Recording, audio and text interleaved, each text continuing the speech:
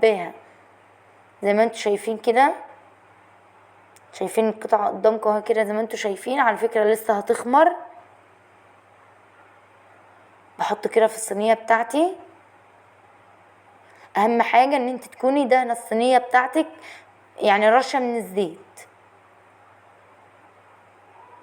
ببدأ اجيب الفرادة وبفرد كده زي ما انتوا شايفين، وبوسعها كده من الجنوب علشان الحشوة بتاعتي ما تقعش. اللهم صل وسلم على سيدنا محمد وعلى آله وأصحابه أجمعين. بجد كان طعمها تحفة تحفة تحفة.